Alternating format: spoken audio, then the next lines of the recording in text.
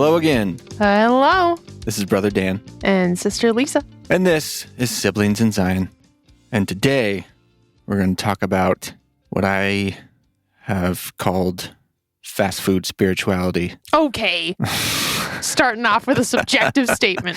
I just want to throw my bias out there. Mm-hmm. But also, I read this book before you.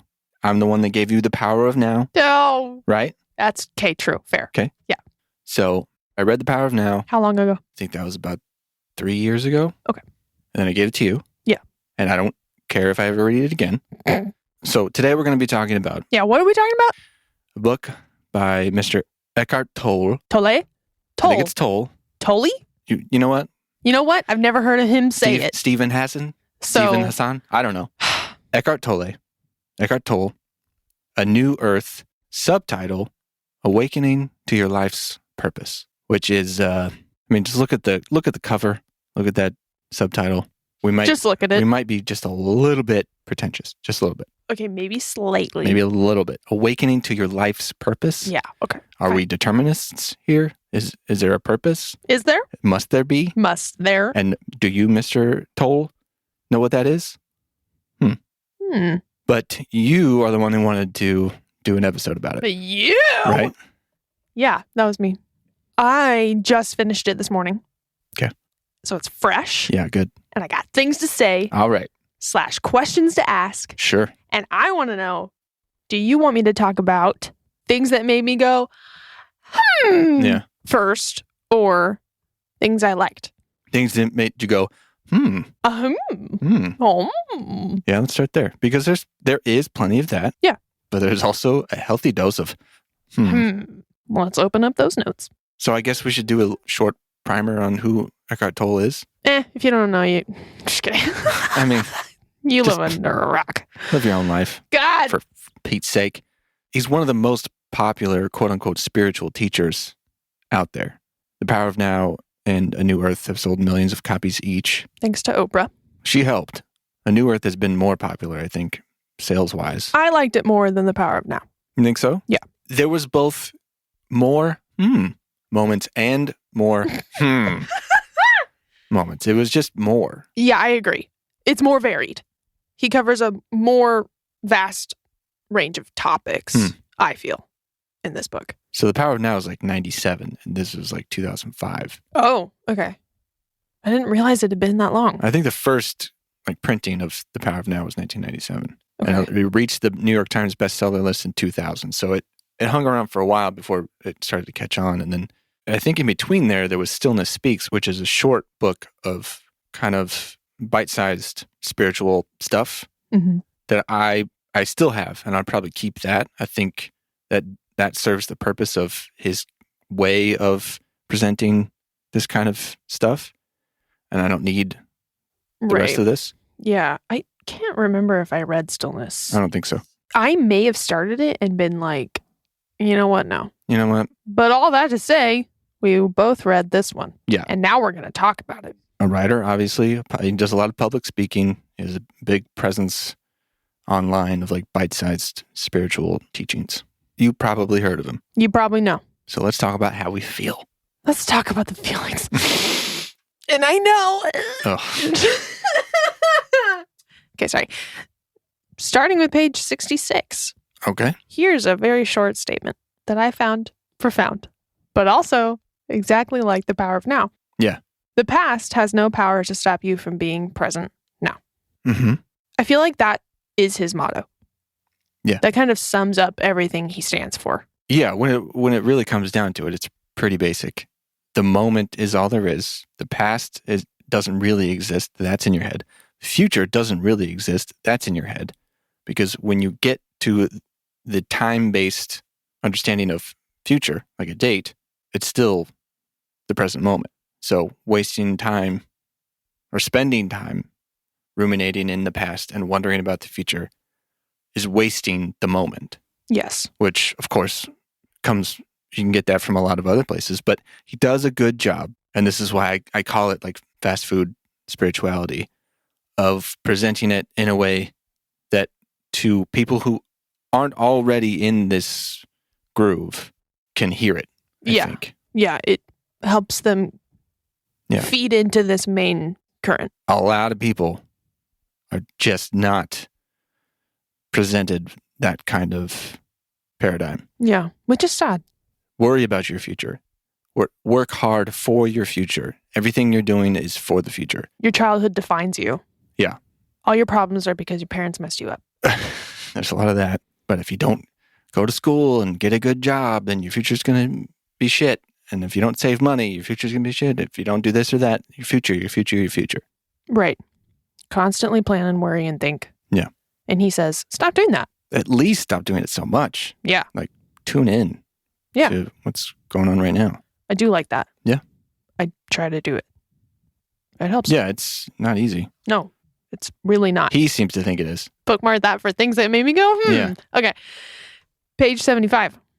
Fighting unconsciousness will draw you into unconsciousness yourself. Whatever you fight, you strengthen, and what you resist persists.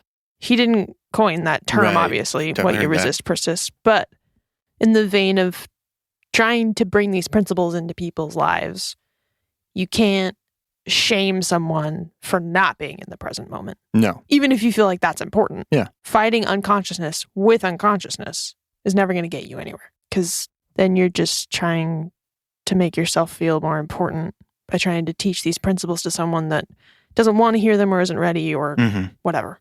Yeah, I'm not hearing you. Page 86. All you need to know and observe in yourself is this. Whenever you feel superior or inferior to anyone, that's the ego in you. Yeah. So he brings home that statement or that tenet that you're not better. Yeah.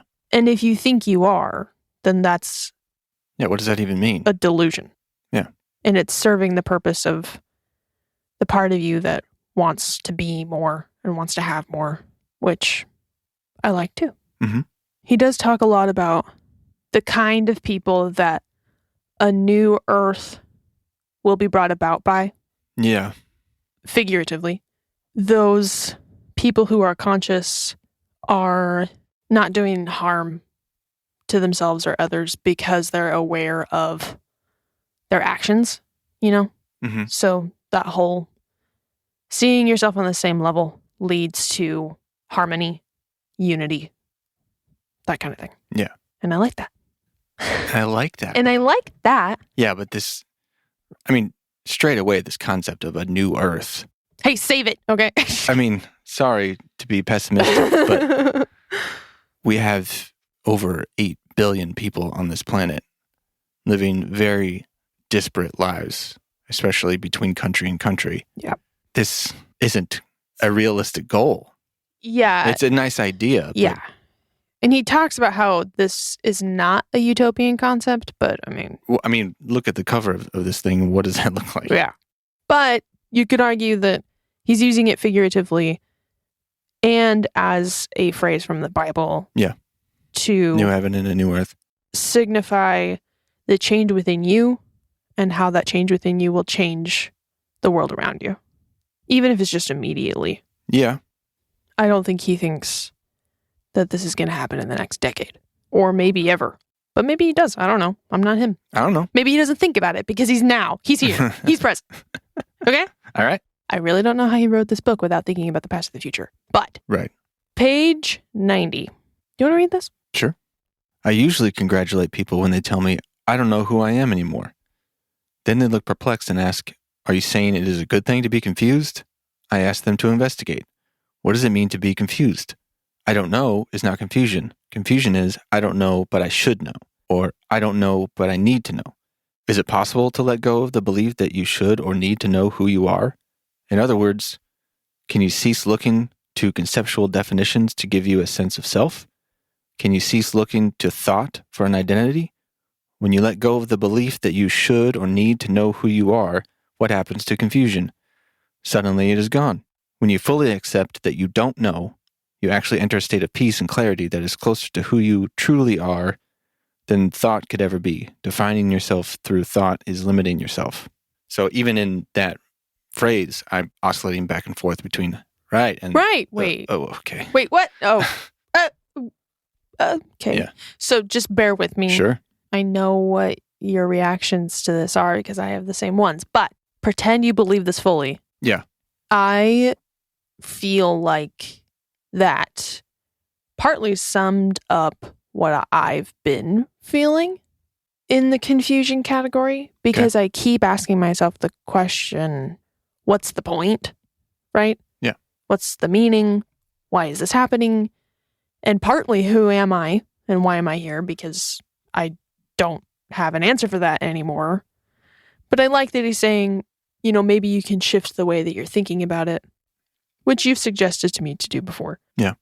Maybe it's not a bad thing to feel uncertain, even though it's because I am lifting the labels and the limits that I've had on myself for so long. So it's kind of a good thing, but it feels stressful because it's so different from the controlled categories. Yeah, prescribed. I was told who I was. Yeah. And where you came from. Yeah.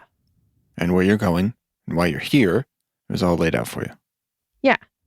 So when I fully accept that I don't know, and I'm okay with that. And that is kind of my philosophy just beyond myself, and something that I really do hope that humanity can start to lean towards is, as much as we want to know, we really don't know anything, because everything is finite. Everything seems to be fleeting, and everything that humanity used to think that they knew, a great deal of it was wrong, like completely wrong. Like, they thought the earth was flat. They thought the sun was revolving around us. I mean, huge things that are just completely wrong that they thought they figured out. And who knows what we're going to find out we're wrong about generally now. So I found out that I was wrong, that I was a child of God. Right. What does that mean now? But at the very least, there's no good reason to base your whole present mortal existence around that definition of your life. Yeah. And that there's much more than that. I like the idea of letting go of conceptual definitions of myself and the world around me and focusing more on just my experience. Yeah. Of whatever this is. I mean, we've seen it a lot.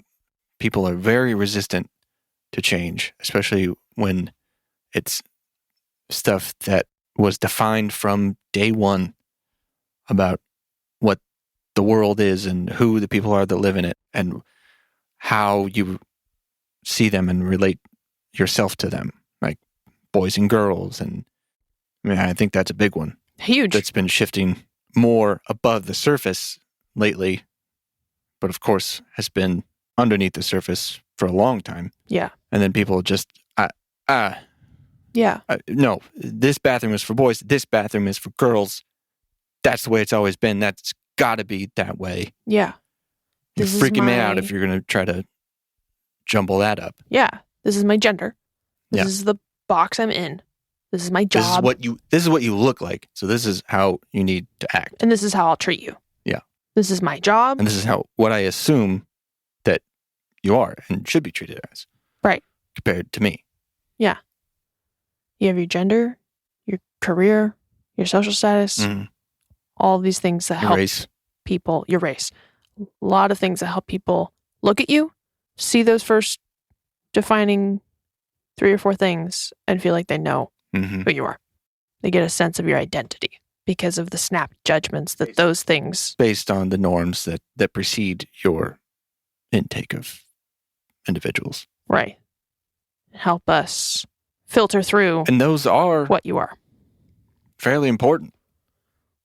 Are they? Yeah, because that does help you navigate the world. At least it feels important to the ego that says, I am a self, and that they are a self. That's how it feels. Yeah. Us. This is what makes us separate. This is what individualizes me. Okay. Yeah.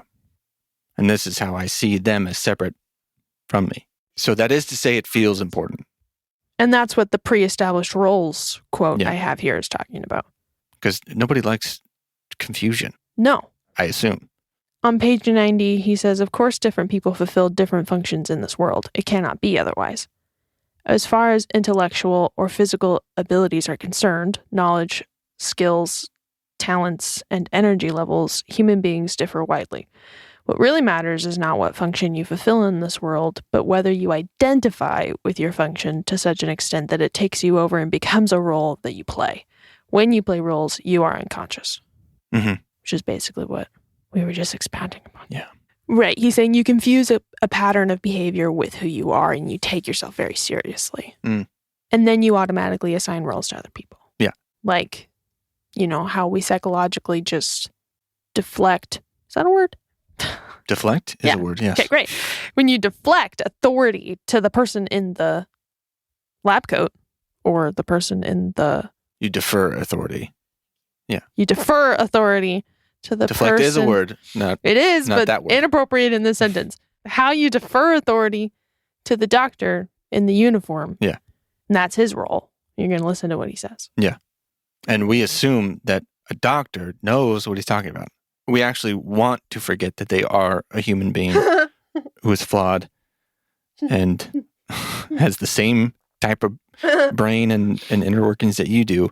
Yeah. They just have a specialty that you don't. And you hope and trust that that specialty applies to your special person. Yes. That they can help you. It's extremely difficult. He says that we cease to be human beings in that situation, and we are that role. Yes. Same thing with people like police officers. Right. That's a messy one. So basically, yeah, he's just saying that when you identify with these pre-established roles, especially in hierarchical organizations like the military, a church, a government, an institution, we have interactions that are inauthentic because we're not relating person to person anymore. And he says that's the problem to him. And he says that authentic human interactions become impossible when you lose yourself in a role because you're unconscious to what's really happening in the present moment. Okay. Yeah, I do see that to some degree. But again, I think there is an importance to being able to recognize somebody in a role you understand in a situation that can be otherwise very confusing. Like I don't know what's wrong with me, and you are supposed to, and I need to come to you to hope that you can figure it out and tell me what to do about it. Yes, you are another person, and you need this same thing as well, but I do need to trust in your role and the significance of it relative to me. Have some common sense. See it contextually, but also don't get so lost in it. Yeah. Having self-aggrandizement because you're a police officer or you're a doctor or something like that, that can certainly be a problem. Yes, that's a problem. Losing yourself in the role, yeah. Yes. When used skillfully and with purpose, roles help society. Yeah. With the right people in those functions. Mm-hmm. Oh, I do like this. Page 119. Start with the stronger the ego in you. The stronger the ego in you, the more likely it is that in your perception, other people are the main source of problems in your life. It is also more likely that you will make life difficult for others. But of course, you won't be able to see that. It is always others who seem to be doing it to you. I see that a lot. Like other people are the problem. Yeah. And you can see it almost immediately in other people. Mm-hmm. They're agitated. They're upset. They're constantly talking about how other people are causing them suffering. But they never show any accountability or thought as to what they could be doing to cause the problem. Or that they could choose, if they're aware, to not be perturbed. Yes. By the actions of other people. I constantly catch myself doing that. In my head, I'll go down a tunnel of, I'm so upset about this. Why do they do this? Mm-hmm. Can't they see how their actions affect other people? Yeah.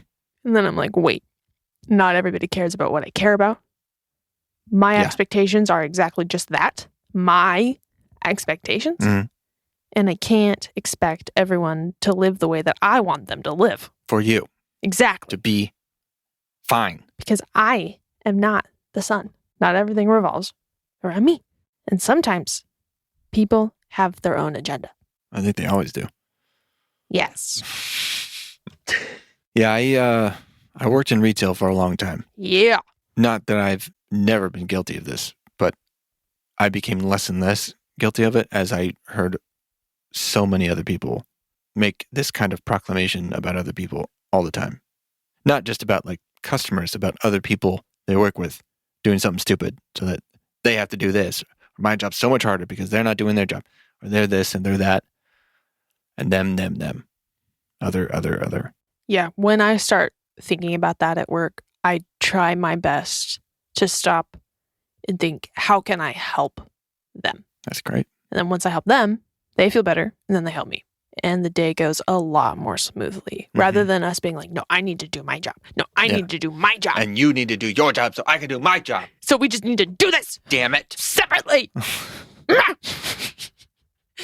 But when we work together, Absolutely. we get more done. Okay? Yeah. Wow. Podcast over. Thank you for reading that. This I saved because it reminded me of the persecution concept or narrative in religions. Yeah. Namely, one we're very familiar with. Yeah. And he transitions from talking about, an individual having a sense of being a victim to a collective group of people having that sense. Mm-hmm. So he says the collective ego of tribes, nations, and religious organizations also frequently contains a strong element of paranoia, us against the evil others. Yeah. It is the cause of much human suffering. The Spanish Inquisition, the persecution and burning of heretics and witches, the relations between nations leading up to the First and Second World Wars, communism throughout its history, the Cold War, McCarthyism in America in the 1950s, prolonged violent conflict in the Middle East are all painful episodes in human history dominated by extreme collective paranoia. And he talks about how that's caused by an unconscious collective basically blaming another group for their problems and not seeing how that is part of the problem. We're so righteous. Everybody just hates us. They just don't get it. This talks about experience someone has identifying with their opinion when it's being attacked. Would you read this? Identity and thought merge. Once this has happened, when I defend my opinions, thoughts, I feel and act as if I were defending my very self. Unconsciously, I feel and act as if I were fighting for survival, and so my emotions will reflect this unconscious belief. They become turbulent. I am upset, angry, defensive, or aggressive. I need to win at all costs lest I become annihilated. That's the illusion. The ego doesn't know that mind and mental positions have nothing to do with who you are because the ego is the unobserved mind itself. What do you think about that? I understand it. If I don't perceptibly win this exchange, then I have to question why, and I don't want to do that. I want to be right, and that's it. I don't want to have to think about my position more than this is why I am right, and this is what I tell myself. And why don't they get it? I think knowing that helps you have more empathy for people. Yeah. Because that's part of who they are. Yeah. And that's scary to let that go. I've observed it when I'm talking to members of our family about why I am in the position that I'm in relative to theirs. And then if I tell them things that threaten their faith, I guess, based on facts, they're only open to a point. And then they start to recoil, they start to defend, they start to act as if their very self depends on their faithful position, and what you're saying is completely attacking that, and they just can't listen to it. Which is completely understandable. Yes, but it is frustrating. But yes, it is I frustrating. mean, there are people that we love that would understand us a lot better if they would listen to these episodes, and they pretty much refuse to because they feel like they are going to be attacked. You say too much. Or we say Joseph Smith. Pretty much. It's all your fault, Daniel. Well, but that's also, I wish I could make this understood that is my position, and I want you, and I have so much that comes before that I would like you to listen to. Sure. You don't have to agree, but I would like you to understand. Yeah. And this would be a way to do it, But if you refuse, then you will continue to dwell in misunderstanding. Yeah. Just as I dwell in unbelief. And iniquity. And a hardened heart. Oh my God. This is why they don't. Because Give it to us. it can be painful at first to suddenly wake up and realize that the collective you had identified with and worked for is actually insane. Insane? Yeah. Some people at that point become cynical or bitter and henceforth deny all values, all worth. This means that they quickly adopted another belief system when the previous one was recognized as illusory and therefore collapsed. They didn't face the death of their ego, but ran away and reincarnated into a new one. I feel like I did not run away. Yeah, that seems a little too basic. No, what I mean is, after I realized that the collective I was in was not what I thought it was, that was painful. Yeah. For sure. Yes. But I did not okay, well, actually, I kind of did. I did move to nihilism, for sure. So that was me just basically kind of adhering to another thought construct. Yeah, but it's a much more abstract. There's Sure. no church of nihilism. There's no prophet of nihilism. I mean, you have Nietzsche, but Sure. there's no set of belief. It's a complete lack, Yeah. more so, of belief and assertion about anything. Yeah, I feel like I'm kind of more so stewing in the collapse of it than trying to grasp for a new religion, quote unquote. Right. Which I feel like is healthy to just let that be. Mm-hmm. And it feels kind of validating to hear that even though it's difficult, it's actually better in some ways than to jump from one belief system to another. Yeah. Does that definitely. make sense? Like, yeah. how much longer do you want to talk about things I like? If you have other things that you want to say that you like, let's have them. He talks about abundance, and I feel like that ties in with basically just gratitude. He says on page 190, acknowledging the good that is already in your life is the foundation for all abundance. Which is kind of a Buddhist principle. Knowing when you have enough is to be rich. Yeah. Recognizing all the good that you already have helps you, in some ways, get more out of life. Yeah. And give more. Because you're not operating from a mindset of scarcity and wanting to get more than that person. Yeah, as if you should. Being scared that if I don't have enough, what's going to happen to me? Mm-hmm. Versus recognizing everything that we have.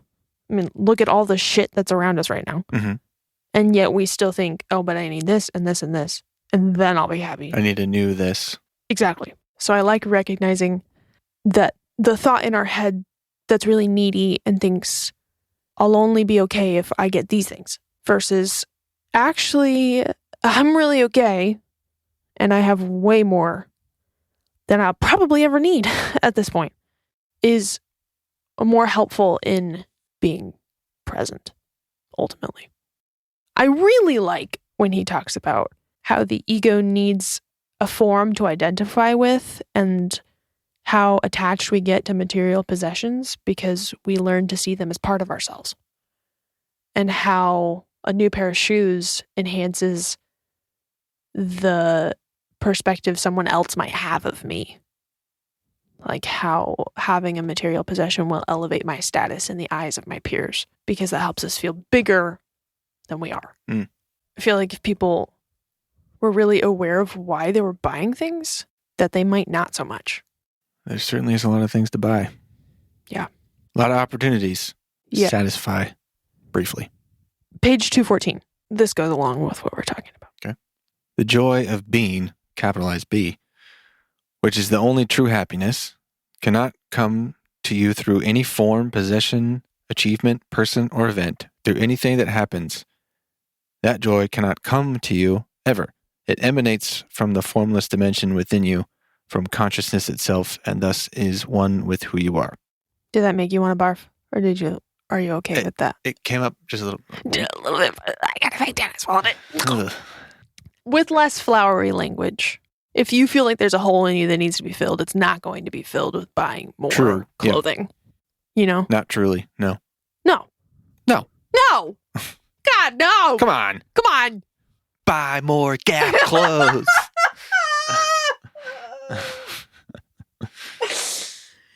It's silly to think that some material possession is going to complete us. Maybe that's why I really, really disliked things like Gap and Old Navy. Yeah. Starbucks. Yeah. Things that people identified, Yes. or places people identified with getting satisfaction from certain things. Like these are the Mecca. Yes. Buying into the social mecca. Yeah. I had a strong distaste for that very early on. But it's coming from a place of wanting to belong, wanting to feel like you're participating in the right things. I want to be like those people dancing in the commercials. Right. I want to be happy. Maybe if I buy what they have, I'll get that too. Yeah. But that's not the answer. No. And Old Navy clothes aren't. Made by happy people. No, and they're not that great. And Starbucks is the worst coffee I've ever had. Also, I think I'm wearing Gap jeans. Oh, boy. Old Navy. Well. Oh, God. Well, we gotta go. Shut it down. Okay. So, but they came from Goodwill. That's all I want to say. Of course. Okay? Does that make you feel better? I did not buy them. Does that from the satisfy department your store. ego? Yes, it does. Okay. I feel better than people who buy things from the store. Okay. He says, now you can enjoy and honor the things of this world without giving them an importance and a significance they don't have. You know, like I appreciate the things that I have, but if I needed to get rid of them, I would. Yeah, the value is not intrinsic to most things. I love having shitty things because I don't worry about what happens to them. If I have something nice, that's all I can think about is not forgetting it or leaving it in a bathroom stall or dropping it, loaning it to someone. It just makes me feel so much more free. The stress of having to worry about it is not worth it to me. Sure. I'd rather just have something that I didn't care whether I had or not. Yeah. At some point, you know? Mm-hmm. You can participate in the dance of creation and be active without attachment to outcome and without placing unreasonable demands upon the world. Fulfill me, make me happy, make me safe, tell me who I am. The world cannot give you these things, and when you no longer have such expectations, all self-created suffering comes to an end. That I don't know about it, but yeah, it's a pretty fine point to put on that. Yeah, all such suffering is due to an overvaluation of form and an unawareness of the dimension of inner space. Okay, Wait, what? See this?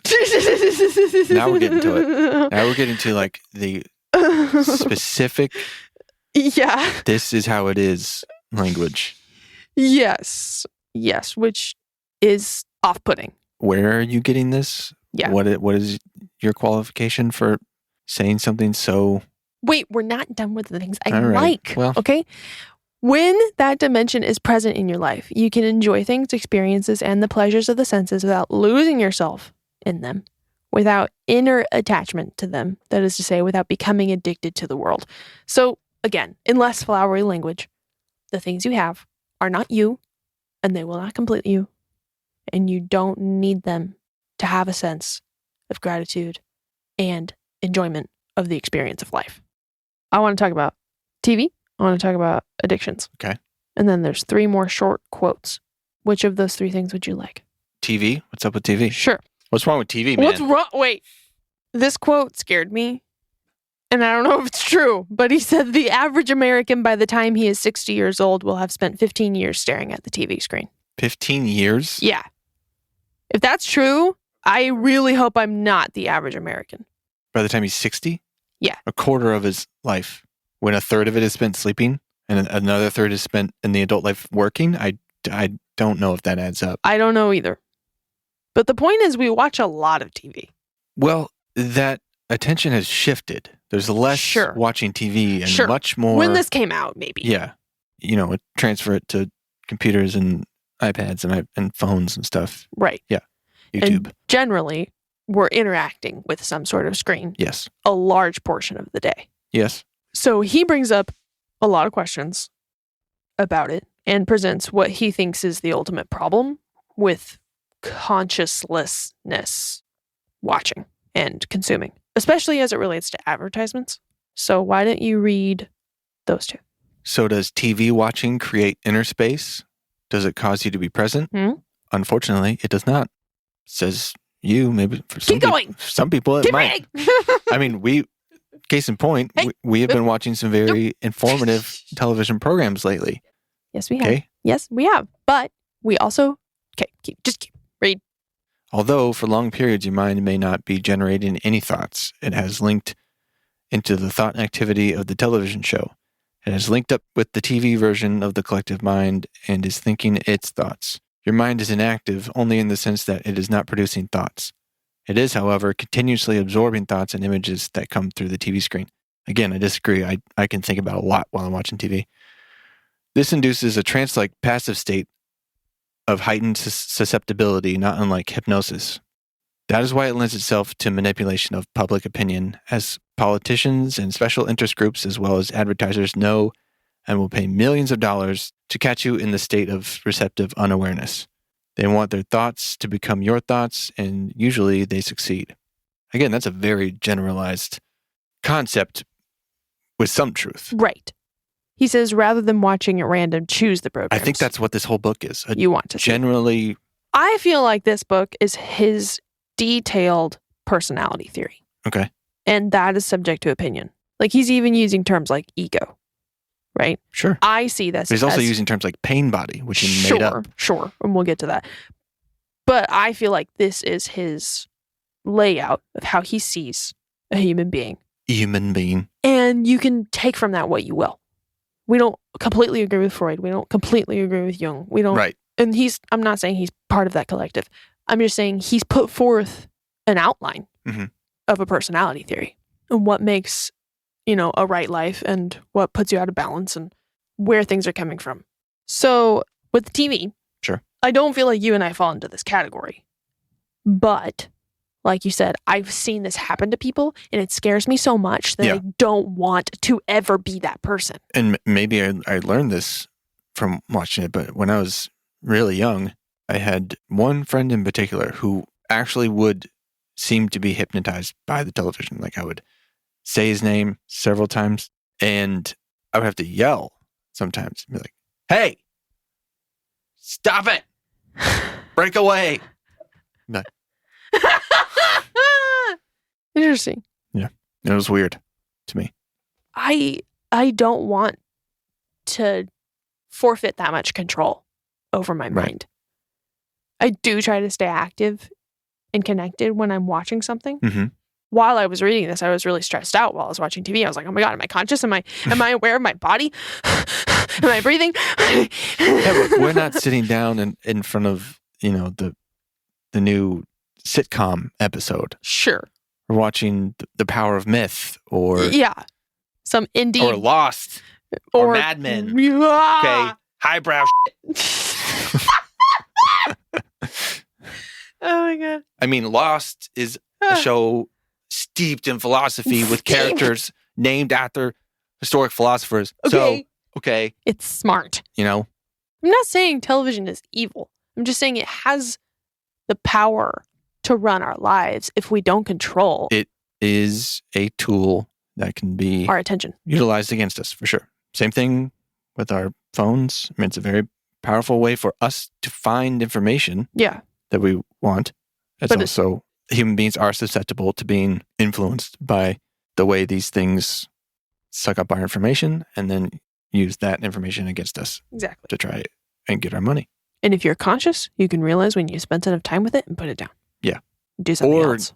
Not engage in the ways that platforms and apps and stuff are actively trying to get you to give it attention, information. Not just, definitely attention to get the information. Yeah. To eventually get what it comes down your to. Money. Money. Exactly. Yeah. I don't want to be used by my technology, even though I am. I'm grateful that really for most of my life, I really don't feel like I've been in the category of person who's easily taken by that. Like I see it. I see it when cookies follow me around on the internet and then try to give me an ad based on what I've already looked at. Like I see you and I'm not doing it. I'm not clicking on that. I'm not giving it to you. I think that's important. So good job. But there are a lot of unconscious minds out there. Yeah. We're all unconscious to certain things to various degrees, of course. Sure. I'm not saying that I have not been sucked in by this or that. Yeah. But when it comes to advertisements, I really do feel like I'm not the target demographic because for the most part, I think I've found in action that it doesn't work the way it intended. I think it scares me because it saddens me that a human life can unwittingly be devoted to something so useless. Mm-hmm. Like if you look at yourself from outside, you're watching a flat box. Yeah. That's it. Right. But the experience is happening in your head. You think that reading a book is so different, but sure. Look at yourself. You're just looking at pages with symbols of paper. Yeah, that's true. The symbols are animated on the screen. Which is why it's more addictive. Yeah. I mean, I feel like it's way easier to stay conscious while I'm reading. Some people. I mean, most people can't read a page without losing their train of thought. More difficult time with that. Yeah. But do you see the color scheme of the cover of this book? Complementary? Orange and blue. Yeah.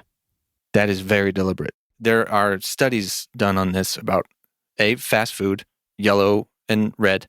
Yeah. Eye-catching. Orange and blue on most like action, big budget, Fast and Furious. Exactly. Yep. It's always the same. Orange and blue. X-Men, stuff like that. Yeah. This is chosen for a reason. Sure. But it's not like I was walking through the bookstore and I was like, oh, this looks I gave good. it to you. But exactly. That's what it's meant for. Yeah. Eckhart Tolle also probably wants money. Total. Yeah, he gets or at least the people who He's work pretty for him. rich. Yeah, it's really easy for somebody to be like, okay, there's a few more things I like and then we can talk about it. Fine. Okay? So I just want to talk shit. Just be careful when you're watching TV. That's all I'm saying. Your life is precious. Yeah. You don't get those moments back. Just choose what you watch before you sit down. Normalize. Don't scroll through it and look for something to watch for an hour. Yeah. I think of something I want to watch and then I sit down and watch it. That is a new thing of having so many options that you spend a program's worth of time looking for programming. Yeah. I'm not in it for that. I'm not about that. I'm not about that. Okay. Do you want to talk about addictions? Sure. Basically just talks about generating awareness with that too. Even though this sounds really, really difficult. I mean, who does this? He says if you have a compulsive behavior, such as smoking, overeating, drinking, TV watching, internet addiction, or whatever it may be, this is what you can do. Would you like to read what you can do? Okay. And you tell me how likely this is to happen. But if you did and it worked, how would that be? When you notice the compulsive need arising in you, stop and take 3 conscious breaths. This generates awareness. Oh, it's science. Okay. Then for a few minutes, be aware of the compulsive urge itself as an energy field inside you. All right. Keep going. Got to push through here. Consciously feel that need to physically or mentally ingest or consume a certain substance or the desire to act out some form of compulsive behavior. Then take a few more conscious breaths. After that, you may find that the compulsive urge has disappeared for the time being. Or you may find that it still overpowers you and you cannot help but indulge or act it out again. Don't make it into a problem. Make the addiction part of your awareness practice in the way described above. So that's an obviously ideal play out of how that scenario and would go. Everyone has the wherewithal and peace of mind to say, oh, I need to stop and breathe through this. Because that's the part of your brain you're using. Right. Again, I know that's a very rose-colored glasses way to view that experience. But I do feel like if I somehow remembered when I'm in that animalistic drive satisfying mode, if I remembered to be conscious and ask myself, do I need this? Why am I reaching for this? Would that change the outcome? At least 30% of the time. No, I mean, I've been through that. It's at least helpful for you to make a choice, if you want to call it that, to stop, recognize what you're doing, and ask yourself, do I really need it? Do I have the ability to not do it? Exactly. And if so, do I choose to do it anyway? Exactly. And owning that. I don't think it happens enough in my life, but I do like the idea of taking stock. Yeah, but I think this is a kind of inverse problem where sometimes if you're considering something that might be destructive, you're thinking about the future of the action rather than what it's going to be like right now. Because right now it's going to be pretty good. Yeah. But there might be a consequence in the future that is not so good. So what's the balance? So think about that. That is interesting that in some situations it's helpful to think about the future. Mm-hmm. Because if I eat that chocolate, Right. I think it's going to be great. And then I feel like shit. And is it worth it? Yeah. Is it? Is it? It's up to you. Okay, last quote. And then we can move on. Page 282. There is ultimately no such thing as your, quote, life, since you and life are not two, but one. Do you see any value in that? I don't confirm within myself that language. Okay. Do you see... I understand, like, life is living you. Could you put it in different words that would help you? Well, it's really confusing because he's talking about awakening to your life's purpose. Right. So, So, do I have a life or not? Is it my life? fair question. Well, I And think he's talking about, your life's purpose is to realize that it's not your life. You are life. You don't have a life. You are consciousness. And you're all part of this whole interconnected. here's my question. What? Is that a fact? Is it? Do you believe that? No. That you're consciousness? I have awareness through consciousness. Okay, so you don't believe that you I have a are lifetime. consciousness. I am a lot of stuff. I'm chemistry. I'm organic material. Yeah. But the reason I'm aware of that is consciousness Mhm. and my awareness. But I am living a life that has a beginning and an end. The life of this organism. So unless I identify with the idea of no self, which is I don't see that in here, Mm-hmm. then I don't think it's inappropriate to say that it's my life because my awareness is my awareness, not yours. And Mhm. we may both be aware of the consciousness. Yeah. But you have a different awareness than I do. Sure. So how is that different than saying that you have a different life than I do?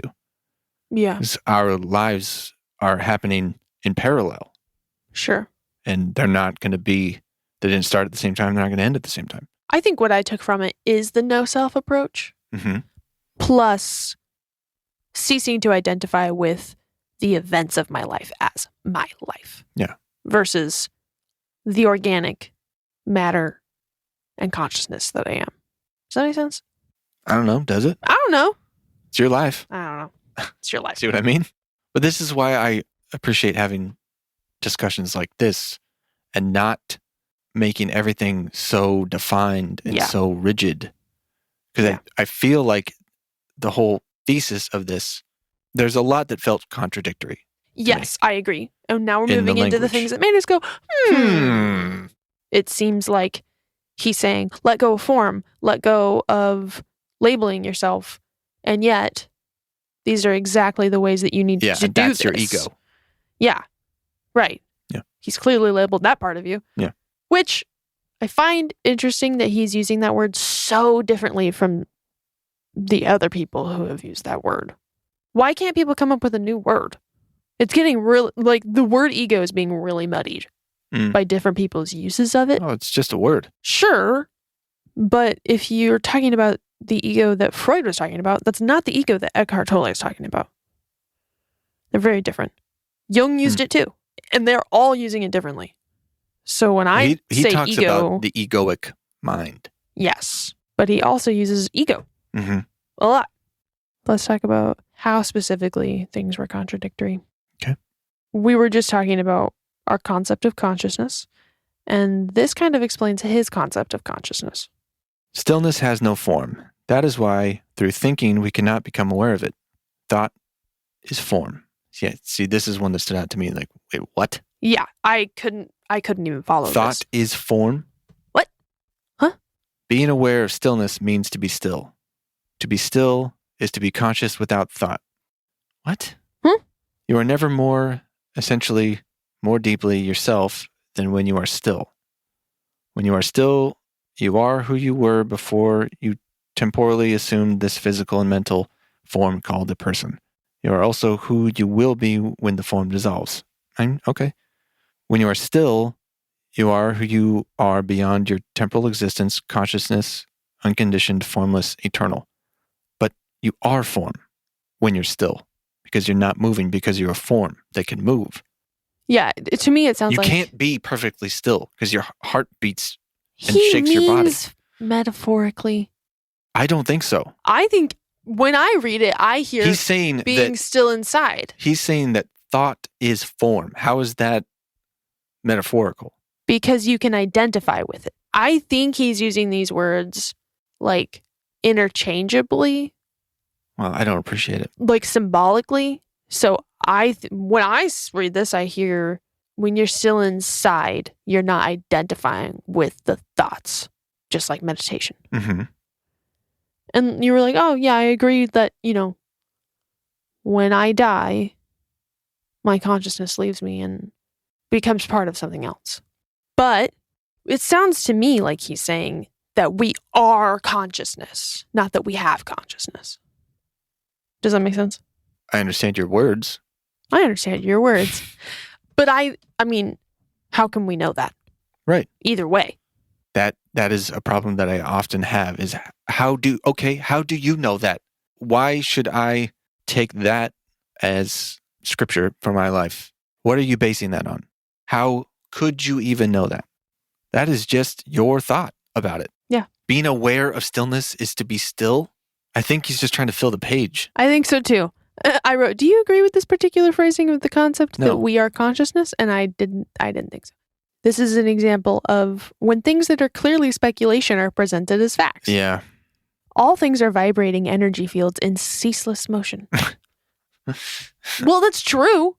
Molecules are just moving so fast that we perceive them as still. The chair you sit on, the book you are holding in your hands appear solid and motionless only because that is how your senses perceive their vibrational frequency. That is to say, the incessant movement of the molecules, atoms, electrons, and subatomic particles that together create what you perceive as a chair, a book, a tree, or a body. What we perceive as physical matter is energy vibrating, moving, at a particular range of frequencies. Sure, but then he leaps to thoughts consist of the same energy vibrating at a higher frequency than matter, which is why they cannot be seen or touched. Thoughts have their own range of frequencies, with negative thoughts at the lower end of the scale and positive thoughts at the higher. The vibrational frequency of the pain body resonates with that of negative thoughts. We're falling apart. Which is why only those thoughts can feed the pain body. You see what happened there? You see this? You see? This is some Scientology stuff right We here. started out with some... We're going up the tone scale. Like, agreed upon science, and then we directly apply it to something he made up. He's confounding language. I mean, other people have said such nonsense. Sure. Like Deepak Chopra, who I cannot get on board with. But yeah, that is why I hope that people who come across this and find it useful for the things about it that I think can generally be agreed upon as useful do have flags raised when they read stuff like that. If they're just taking it in as it is, this guy knows what he's talking about. He's a spiritual teacher. Face value. Mm-hmm. That could be problematic. And like we were talking about before, about choosing your prophets wisely. I'm not going to choose him as my prophet. Not as a single prophet, but he's also borrowing from many different places and people. Yeah. And I have found better language, better understanding, better presentation of these kinds of things from other people as well. Yeah. So I'm, on the one hand, glad that this sort of homogenized presentation of these ideas is available to people, but it could be a problem if people stop there. Yes. And focus solely on this version. Yeah. I do feel like it is a synthesis of many things that have been around a lot longer than Eckhart Tolle. Which he does often give attributes reference to of quotes of Jesus, Buddha, etc. I don't think it's the flavor of this kind of spirituality for me. Mm-hmm. but I have gleaned useful things from it. Most of it, for me, was reminders. Yeah. Not revelations. Yeah, fair.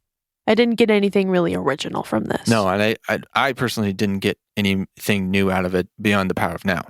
Yeah, I get that. But when I read The Power of Now, I did get some out of it, but I found it better presented elsewhere after that, and then devalued Yeah. The Power of Now, Right. the book. I get that. Concept is great. Sure. But I think that both that and this were intriguing for like 25, 30 pages. And then the language started to get into this is where we're going? Do we need to go there? Yeah. I felt the same way. For the first 30 pages, I was like, what's your problem? This is great. Yeah. Because when I gave this to you, I was like, I don't need this back, is what you said. Exactly. Yeah, I was going to give it away, and you said you wanted to read it. I was like, okay, you can have it. And I think that eventually you're going to be like, wait, what? You said, let me know when you roll your eyes. Yes. And I did. The first quote that you gave was from like page 60 or something. Yeah. Yeah, the first 3 days, you're like, I don't know, I'm digging it. I'm liking And it. you're like, oh, boy. Oh, wait. So as part of the how is this fact train, I wrote underneath it ... question mark.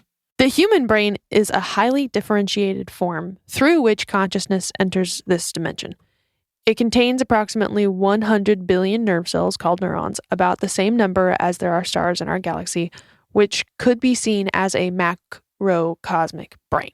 The brain does not create consciousness, but consciousness created the brain, the most complex physical form on Earth, for its expression. When the brain gets damaged, it does not mean you lose consciousness. It means consciousness can no longer use that form to enter this dimension. You cannot lose consciousness because it is in essence who you are.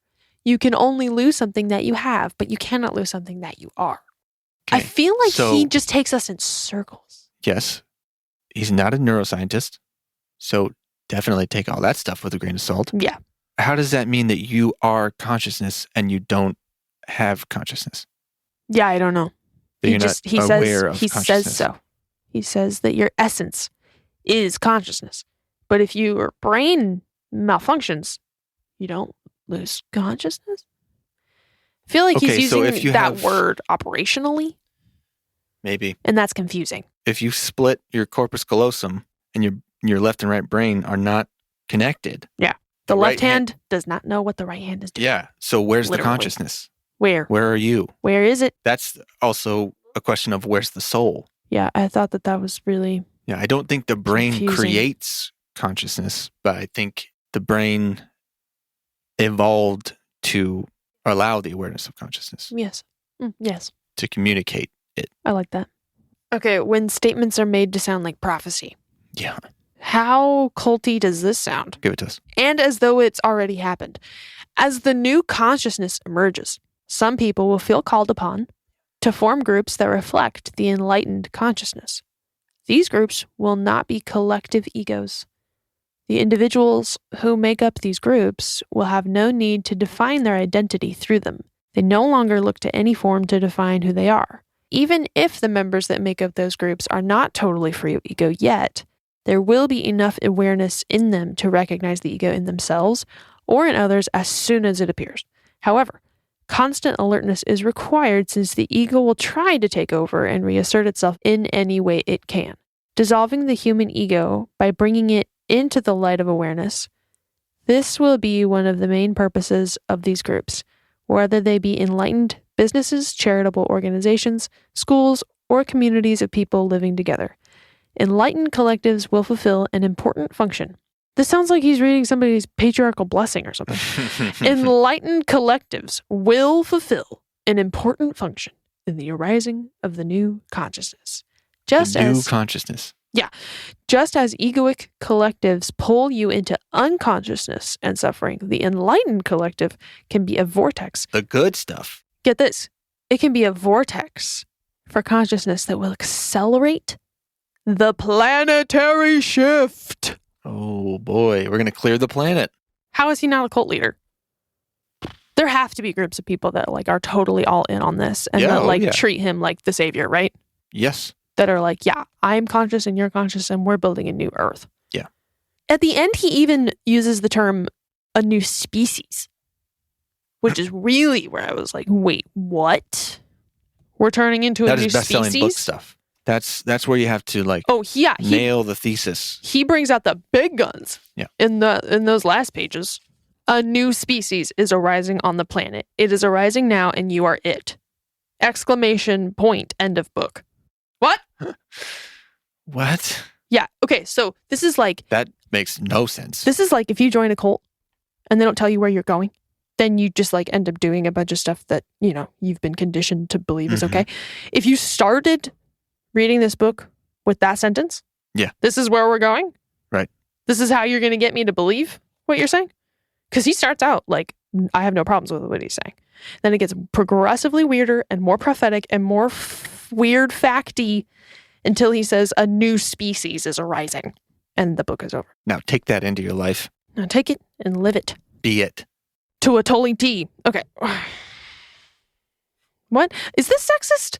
But things are changing rapidly now, with many people becoming more conscious the ego is losing its hold on the human mind. Because the ego is never as deeply rooted in woman, it is losing its hold on women more quickly than on men. Wait, what? Huh? Was that a shit on men? Can you read that to me? But things are changing rapidly now, with many people becoming more conscious. The ego is losing its hold on the human mind. Because the ego was never as deeply rooted in woman, it is losing its hold on women more quickly than on men. So women are just inherently more spiritual and conscious than men? I guess. Okay. I think I would bet that his audience is probably predominantly female. Oh, yikes. For that very reason. Buttering them up? Or yeah, who can tell? Or he's playing into that. The chicken or the egg? I don't know. They say that to Mormons too. Like, women, you're so much more naturally righteous. Yeah, you know, that's the why men need you. You don't even need the priesthood. No, the men need it. You don't want it. Okay, this sounds really confident, and it's my last like things that made me go, It says, only the first awakening, the first glimpse of consciousness without thought, happens by grace, without any doing on your part. If you find this book incomprehensible or meaningless, it has not yet happened to you. Yeah, that's... If something within you responds to it, however, if you somehow recognize the truth in it, it means the process of awakening has begun. You are good. Once it has done so, it cannot be reversed. That's your life now. If you don't get it, then I guess you don't get it. Sorry. But like, only the cool people think that this is true. So I'm just saying. I don't know. You might want to read it again. I don't know. You might want to sign up for a live event or a course. Yeah, you might need to see me in person. Yeah. Yeah. That's probably the problem. Sign up now. Oprah said you should. So yeah. Was there anything else that you wanted to point out as far as like why this is maybe something to be choosy about? I mean, I think I've said it. Yeah.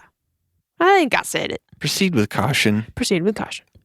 I'm glad I took it in. Sure, me too. It's not glad, worthless. I don't regret it. But I'm glad I have the awareness of my true self to know that it doesn't reflect my true self entirely. Sure. And it's not indispensable. Yeah. Well said. Okay, I have a very long list of questions. Oh, okay. And I don't know how you're feeling or if you want to hear all these questions and get into it. I feel like this part of it should just be like a part 2 to this episode. That's what I was thinking. Separate from the book. Yeah. Postscript. Well, as far as the book goes, you said everything you wanted to say about it? I said it all. Would you recommend it to other people? If they've never had any previous exposure to these concepts, yes. Or maybe not. Oh, God, I don't know. Maybe the opposite. Maybe the opposite. Only if you've had maybe some more quality exposure to these concepts. I guess I would recommend other books before it. Yeah, for sure. Absolutely. Again, like we said, it's not a waste of time, but I don't need to read it again. No. I've read Waking Up by Sam Harris twice now. Well, there you go. And I'll read that again. And I'll read that again. I've read Meditations by Marcus Aurelius almost twice. Well, I've read the Book of Mormon about a dozen, so... There you go.